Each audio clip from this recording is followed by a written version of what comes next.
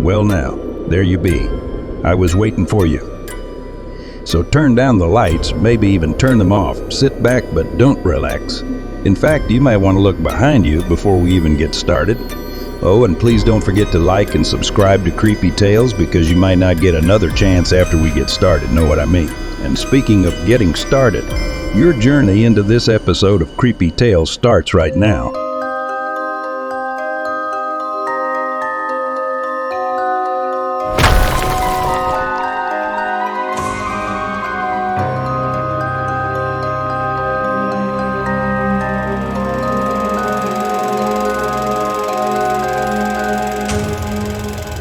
Like the back of my hand, as the saying goes.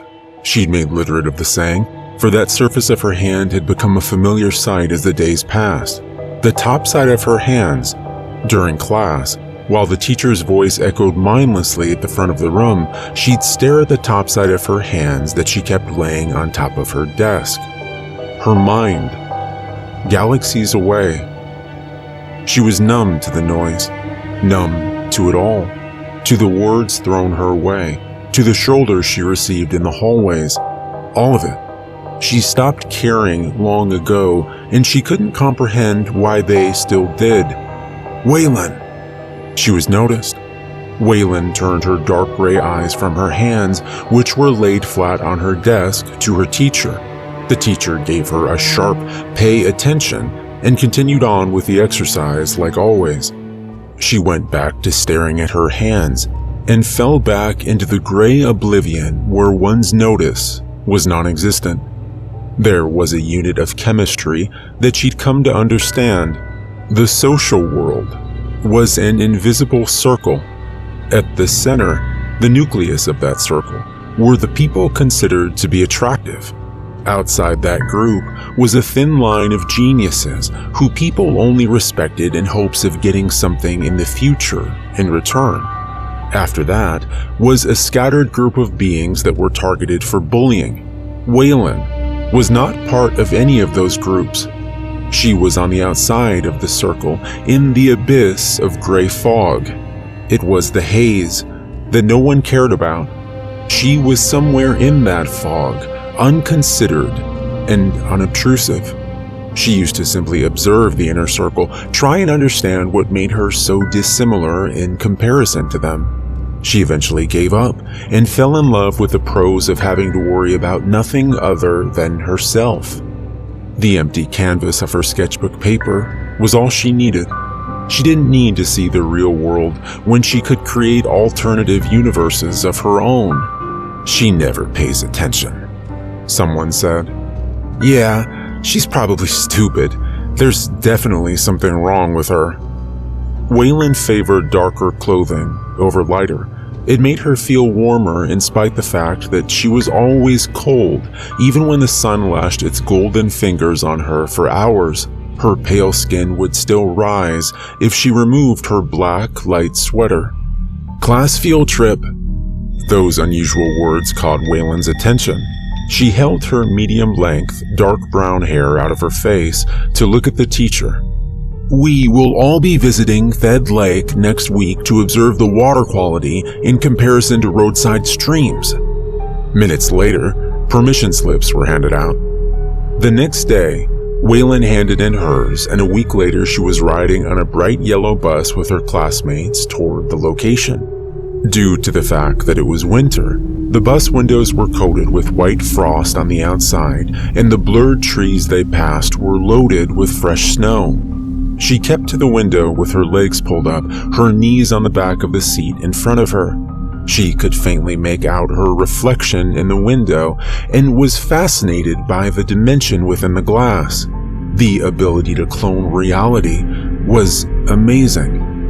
"You know, Thed Lake, said backwards, is Death Lake," someone said. "That's stupid and cheesy," someone else responded. What a dumb name, she thought. Besides, if it had any actual meaning, they wouldn't be off on a field trip to it. Most of the day went as she'd expected, boring and pointless. The only thing that had caught her attention was the giant reflection of the sky and trees around that the frozen lake portrayed. While the class was taking samples from a near pond, Waylon wandered towards shore and stared down at the frozen hydration. She tapped her toe testingly on its surface, gradually adding pressure until she was leaning all of her weight onto its unfaulting surface. She stepped onto it. Nothing. Not a single crack. She took a few steps forward, and yet it remained stable. She watched her twin under the ice as she traveled farther out onto the lake, her classmates' faded voices becoming no more than a murmur in the distance. There was a vast, cold, sucking noise, followed by a sudden noise that resembled thunder, the ice below her breaking away in an instant. The sound of her scream split the still air like a gunshot in a library. She watched as her reflection suddenly disappeared, and she was being sucked into the liquid mirror that waited below the ice's devious surface. Unbearable coldness covered her entire body, pinching her skin like millions of tiny fingernails, soaking her clothes and making them heavy. She pinned her pale lips closed as she felt herself being tossed around as she was sucked under the ice. She tried to swim up for air, but all she could feel was the hard surface above. She clawed desperately at the ice, her lungs aching and her body burning for air. It felt as if her chest was being repeatedly stabbed. Her joints went stiff, and she was suddenly sinking. She could see someone standing over the ice, but she couldn't tell who, for their figure was too blurred to make out. She was suddenly seeing the world from behind a different perspective, and it dizzied her. Time itself stopped, and she could hear everything. She could hear the creaking noises of the heavy ice above as it gracefully hummed to itself like a massive whale. Her ears and bones began to ache as the water pressure squeezed at her body the lower she sank. Then, she couldn't hear anything. She could only feel the everlasting cold. Yet, she was no longer drowning. Her perspective had risen with her final breath, and she was as light as air. She was staring through the eyes of the ice, watching as her classmates stared in horror from the shores. She stared through the eyes of their reflections. Her body was already beginning to decay at the bottom of the lake. The kids were sent home, and Waylon was left alone, trapped inside the ice. People were sent to retrieve her body, but were unsuccessful. She watched as two of the last people searching for her body spoke amongst themselves before they left. "Why do you think she died?" one of them asked, scratching at the back of his head. The second worker shrugged. "Accidents happen." What an odd saying. For months, no one visited the lake besides passing animals that licked at or scurried across its surface. As spring came and the ice melted, her vision became blurry with the water. Then, she was staring at the face of a jogger, forced to clone its every movement. She moved into their glasses and became the reflection of their eyes. She could make them blink if she wanted to. The jogger went home to their bathroom to shower off, and she leapt into their bathroom mirror. As they shaved their legs in front of her, she decided to test something. She made them add a slight bit of extra pressure to their leg, and like fragile cheese, their skin broke open. Blood trickled along the side of their leg. They cursed and dabbed it up with their towel. Waylon moved into the glass of the jogger's bedroom window and watched them as they slept. She moved into the silver of their fork as they ate breakfast, then the faint glimmer of their nails as they went to work. She became their computer screen and watched them work all day. She observed their lives for weeks, eventually considering herself their friend. That's what friends were, right? Someone who knew your every aspect of life. Then, on the last night as they were showering off, she no longer became their reflection, but her own, before she died. They stared in shock at their mirror as they stepped out of their shower when they no longer saw themselves. She continued to mimic their movements, still holding the ability to make them do something in a small way by her will. After a while, the jogger downed some pills and went to sleep. The next morning, when they found it still was not their own reflection in the mirror, they began to get nervous. Not wanting to admit psychotics, they resumed their day as normal. At the end of the day, they once went again to shower. When they stepped out, Waylon was standing still, her green eyes being the only moving part on her body as she tracked their every movement.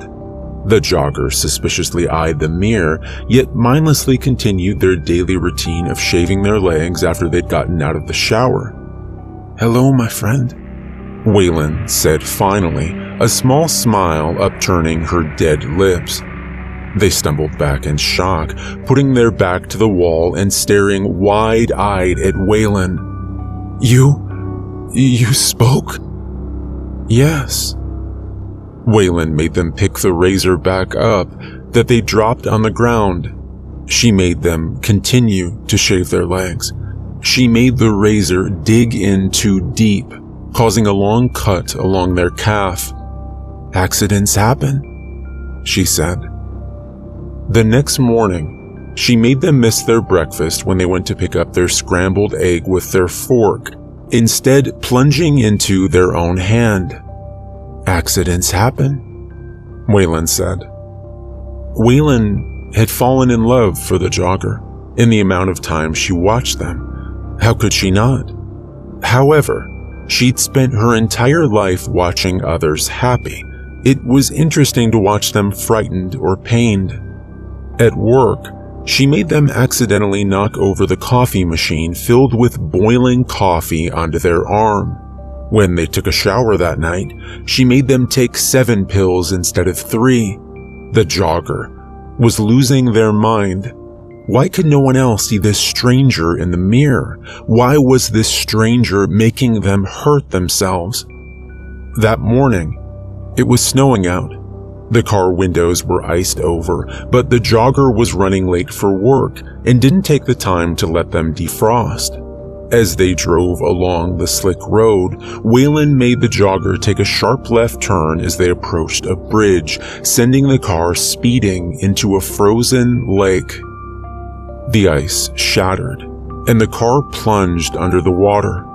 Waylon made the jogger lock the doors and roll the windows down.